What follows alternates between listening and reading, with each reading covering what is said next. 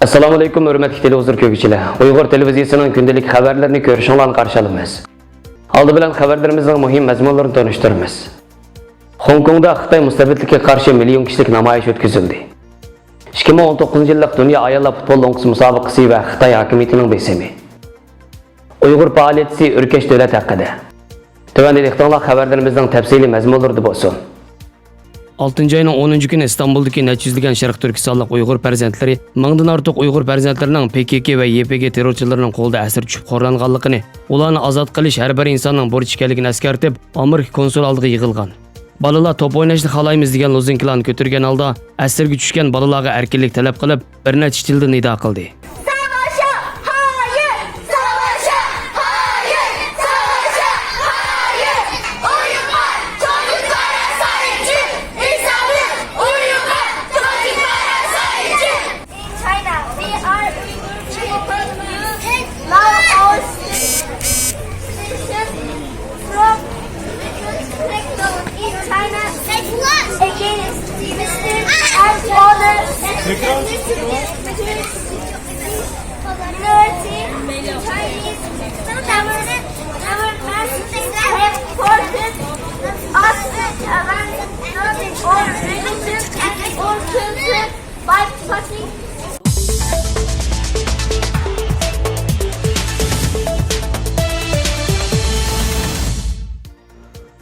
Iyun yakshanba kuni Hong Kongda 30 yildan beri ko'rilib baxmagan 1 milliondan ortiq kishi qatnashgan zo'r namoyish bo'ldi. 9 yakshanba kuni tushdan keyin Hong Kong shahri aholilari Victoria maydoniga yig'ilib, oldi bilan Tiananmen qirg'inchiligiga ta'ziya bildirdi. Ondan qonun tuzum majlisining oldiga yig'ilib, yangidan tuzilgan Qashqon belgisimiga o'zgartirish kirgizishga qarshi turdi. Namoyish aslida Tayvandan Hong Kongga maxfiy elib kelingan bir jinoyat komandori delosidan kelib chiqqan bo'lib, Hong Kong aholisi kelgusida bu belgilamaga asosan Hong Kongliklarni Xitoyga o'tkazib berilib bir taraf qilinsa, adil bir taraf qilinmaslikdan ansirgan.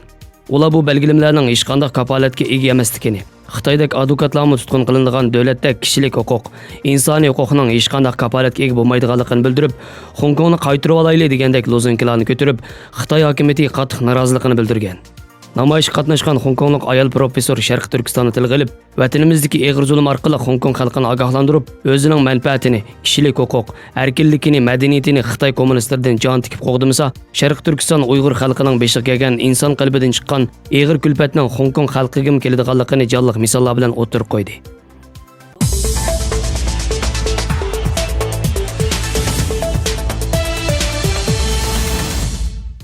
2019-yillik Dunyo ayollar futbol o'nqisi musobaqasi Fransiyada boshlandi.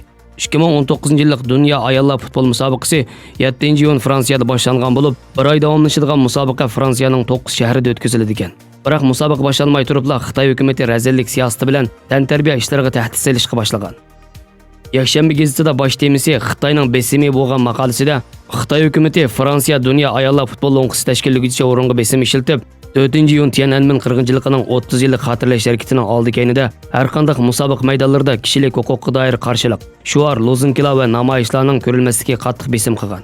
Maqolada Xitoy hukumatı yana Xitoy komandasining dastlabki kuch maydon musobaqasida kishilik huquq qo'rg'uvchilari va qo'llovchilarining faoliyatlarining ta'siriga uchirmaslikni talab qilgan. Bu uch maydon musobaqa ayrim-ayrim 8-iyun Lenin tantarbiya maydonida o'tkazilgan Xitoyning Germaniya bilan bo'lgan musobaqasi, 13-iyun Parij tantarbiya maydonida Xitoyning Janubiy Afrika bilan bo'lgan musobaqasi, 17-iyun Liafurda Xitoy bilan Ispaniya o'rtasida o'tkazilgan musobaqalar ekan. Maqolada yana Xitoy hukumatı Fransiya, Germaniya madaniyat san'at sohalaridan 4-iyun kuni elib berilgan har qanday maxsus xotirlash faoliyatlarini to'xtatishni talab qilgan ekan. Shundaqla yerlik hukumat buni qattiq rad qilib o'z huquqini qo'g'dagan.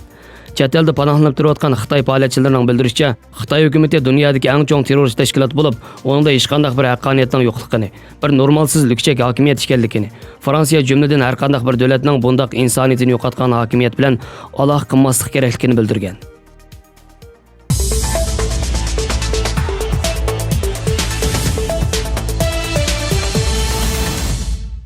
Urkesh davlat 1968-yili G'ulji tug'ilgan bo'lib, Urumchi 8-o'tirda Xitoycha o'qib Beijing pedagogika universitetiga qabul qilingan.